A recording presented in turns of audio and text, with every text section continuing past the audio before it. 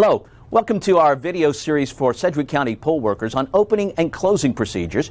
And in this video, we're going to cover opening the PollPad. Now, before you even get started, you need to make sure you have a power strip plugged in and ready to go, and your registration table set up where you want it, because that's where we're going to do this work. You'll have more than one PollPad case, so check the tags. You're looking for the one that says MiFi on it. That's the one we're going to start with.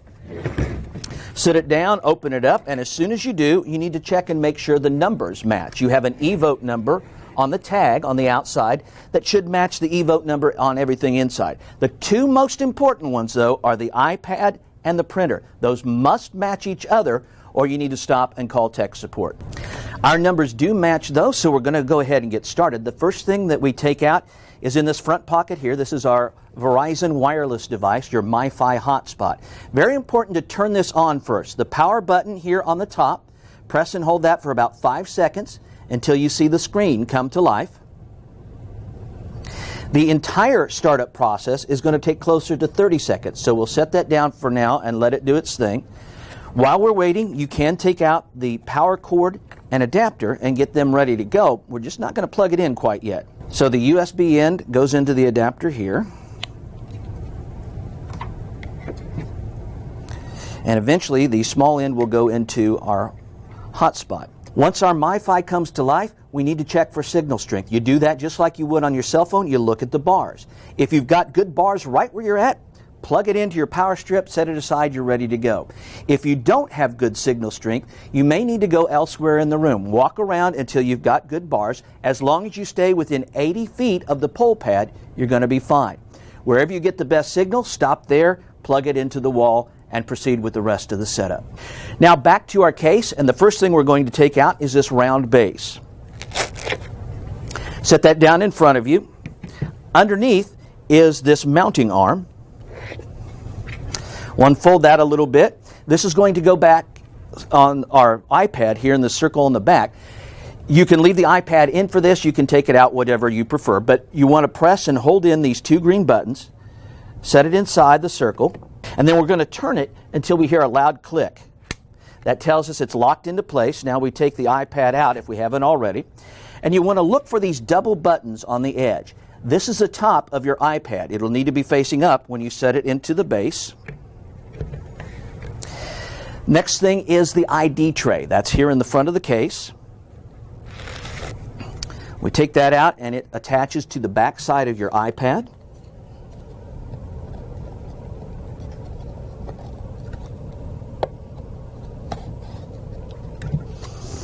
Once you slide that in, this hole on the side is for your stylus pin.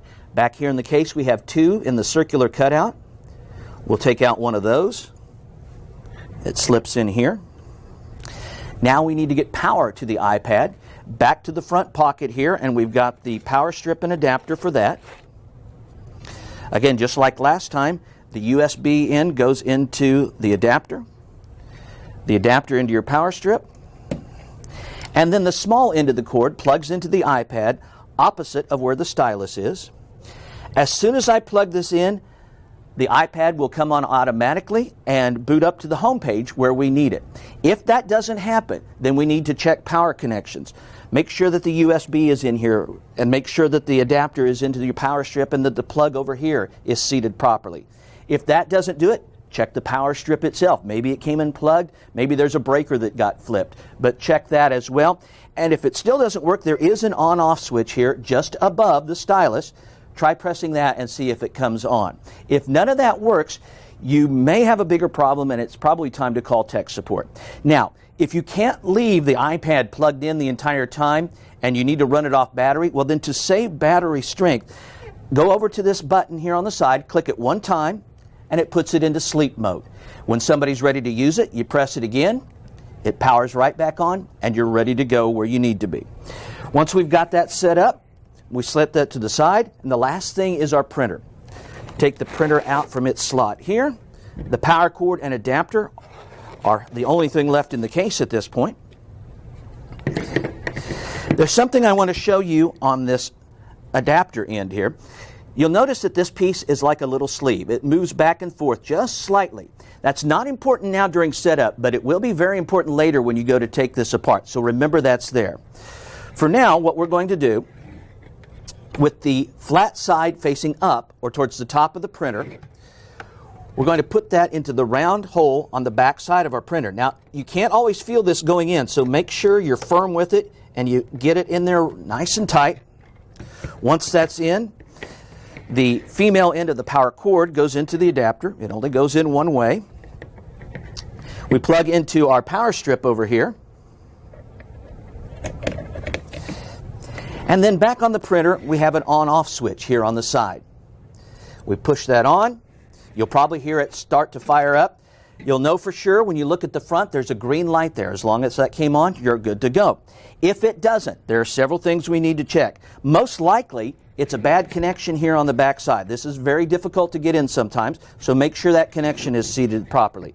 Again, check the power strip, check the power cord, make sure everything's hooked up. You might toggle the on-off switch one more time just to see. And again, if nothing works, it's time to call tech support.